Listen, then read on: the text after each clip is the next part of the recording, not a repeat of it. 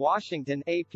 The Democratic-led House passed a short-term spending bill Wednesday to keep government agencies funded at current levels through December 23, giving lawmakers more time to craft a roughly $1.7 trillion appropriations package that would cover the full fiscal year. Congress faces a deadline of midnight Friday to pass the extension or allow for a partial government shutdown.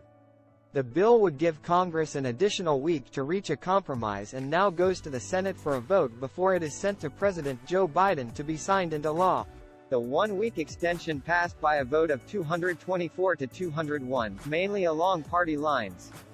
House Republicans overwhelmingly opposed the extension. Many complained it would allow Congress to pass a massive spending bill before a Republican majority would take charge of the House in January and impose its will on spending. Representative Kevin McCarthy, the Republican leader in the House, said Republicans earned the opportunity after the midterm elections to shape the spending legislation early next year. He called for an extension that would last into the first quarter of 2023, allow the American people what they said a month ago, to change Washington as we know it today, McCarthy said. While Republicans will take the majority in the House, Democrats gained one seat in the Senate and will hold a 51-49 majority there in the next session. McCarthy said the two senators leading the efforts to craft the spending bill won't be in Congress next year and thus won't be accountable to voters for their work.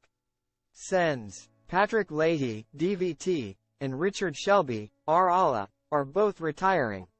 Leahy is the chairman of the Senate Appropriations Committee and Shelby is the lead Republican on the panel. It's still not even available for anyone to read and yet they want the ability to bring that up on the eve of Christmas. Representative Steve Scalise, the number 2 ranking House Republican, said of the $1.7 trillion package, "It's a sign that Congress failed to do its job." However, many Senate Republicans are aware that delaying negotiations into January sets up the kind of collision course that could lead to shutdown, and they fear the GOP would end up taking the blame. Senator Mitch McConnell, the top Republican in the Senate, has made the case that passing a full-year spending bill this Congress is better than the alternatives because it ensures a sizable increase in spending for defense. If a truly bipartisan full-year bill without poison pills is ready for final Senate passage by late next week, I'll support it for our armed forces, McConnell said Wednesday. Otherwise, we'll be passing a short-term continuing resolution into the new year. Shelby has said the two parties were about $25 billion apart on overall spending, though they are in agreement on spending about $858 billion on defense.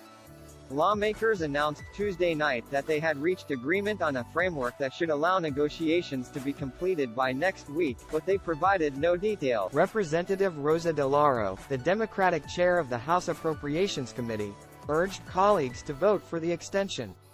She said the final spending bill being negotiated will help keep our nation and our communities safe with the certainty that we all deserve.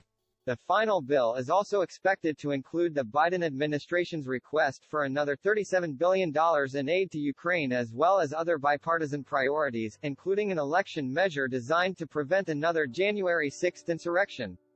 The bill would make it more difficult for lawmakers to object to a particular state's electoral votes and make clear that the constitutional role of the vice president in the proceedings is solely ministerial.